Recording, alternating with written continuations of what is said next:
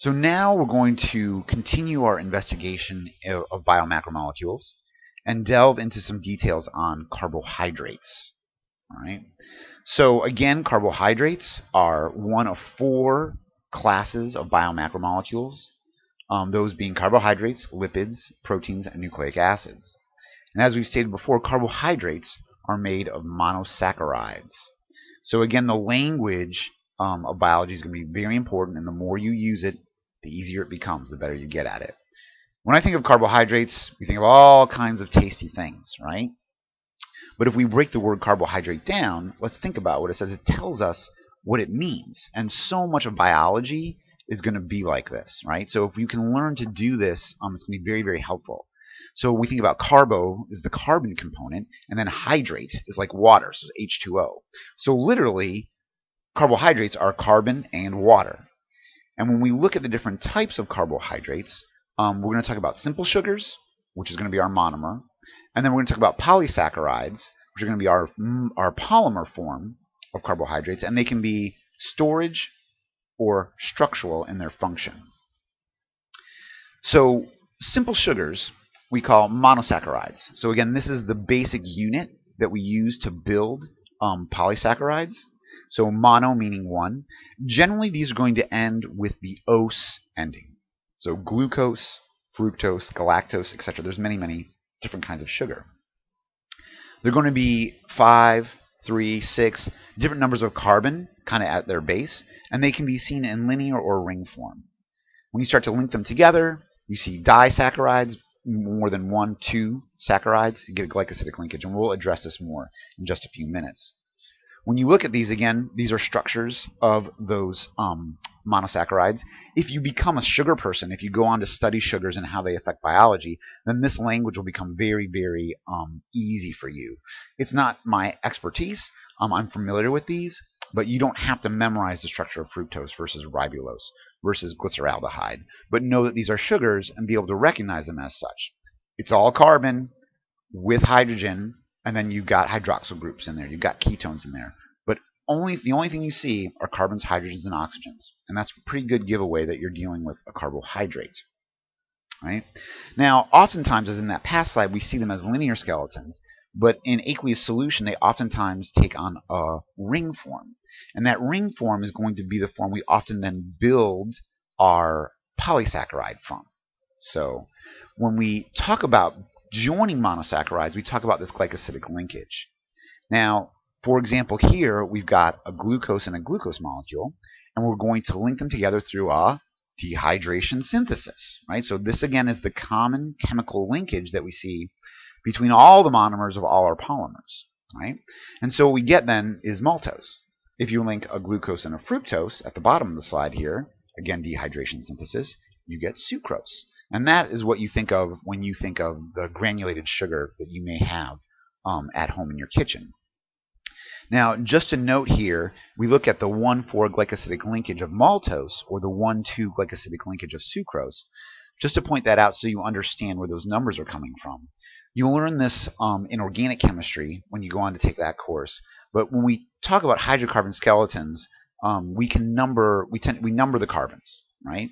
And so when I see a 1,4 glycosidic linkage, what that says is that I'm linking the 1 carbon of one of those glucoses to the 4 carbon of the other glucose, and hence I have a 1,4 linkage. In the sucrose, it's a 1,2, so I'm linking the 1 carbon to the 2 carbon in those molecules. All right? So with that, then, let's move on to building larger molecules from those monosaccharides and talk about polysaccharides. And we'll address the storage function of some polysaccharides first, and then we'll move on to structural polysaccharides. So again, a polysaccharide is going to be a polymer of sugars, so many monomers linked together. So starch is going to be a prime example for a storage polysaccharide, and we find this as the carbohydrate storage form in plants. So we haven't talked about cells too much yet, but this is a plant cell, and we'll go over this in fine detail later. But chloroplasts, these green circles with what looks like the little stacks of pancakes on the inside, these are where photosynthesis occurs, and this is where we're going to convert carbon dioxide into sugar, literally. So what we're going to see when we look at those under an electron microscope, we're going to see the buildup of starch granules inside those chloroplasts. Now, starch is how plants store carbohydrates. The glycogen form of the carbohydrate is how animals store polysaccharides. And the difference there being that glycogen tends to be much more branched than straight up starch. Glycogen is stored in our liver and in our muscles. This is the energy reserve that you would tap into as you start to put demands on your body. If this is something that's interesting to you, I highly recommend people taking a human nutrition course, because you'll talk about much more the biochemistry of how you use these biomacromolecules to fuel and grow. But we don't have time to go into it in this course. Now, polysaccharides can be for storage, or they can be structural. And the main example we're going to use for structural polysaccharides is cellulose.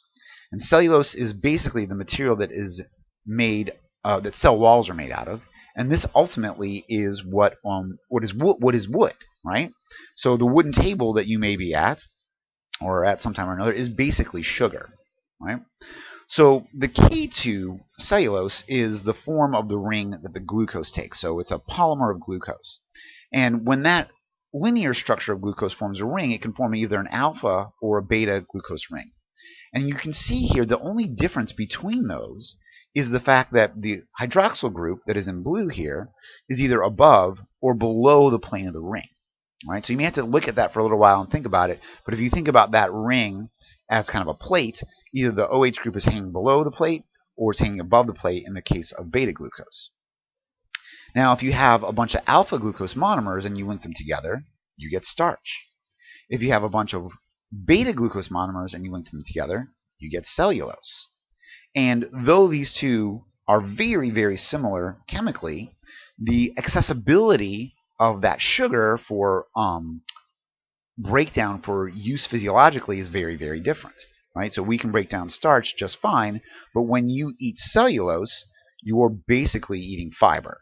Right? So when we look at how a plant builds this up, you can see again the monomers here at the bottom of the screen. These beta-glucose monomers link together, form these long cellulose molecules, that then are all weaved together to make a microfibril that is then literally wrapped around the plant cell, giving it a wall and support. Right? So literally, there are protein rafts of these protein synthesis complexes that literally knit out these microfibrils as they move through the cell membrane underneath the cell wall. It's very, very interesting stuff. And this will make more sense to you, and we'll come back to this slide as we talk about proteins more and how they work. Right? So as I stated earlier, basically the enzymes that digest starch won't break down cellulose because that linkage between alpha glucose and beta glucose is a little different. So you may say, well, there are a lot of animals out there that eat grass, and they do just fine. Well, they don't have the biochemistry to break down cellulose either. They, in fact, harbor microorganisms that break down that beta-glucose linkage. Right? So the one last thing I want to throw your way when we talk about polysaccharides and structural polysaccharides is chitin. And you'll talk about chitin more later in the course as you talk about arthropods, insects, crustaceans, and also in fungi. But this is another carbohydrate that is structural. And so you can see the variance if you add this functional group on the end with the amine, your methyl group, your ketone. Now all of a sudden this becomes chitin, and it has different properties obviously than cellulose or starch does. And we see this again in insects' exoskeletons and in fungal cell walls. All right. So that is carbohydrates in a nutshell. Remember, we've got 3 more biomacromolecules to go, and I need you to review them all so that you have them in your head.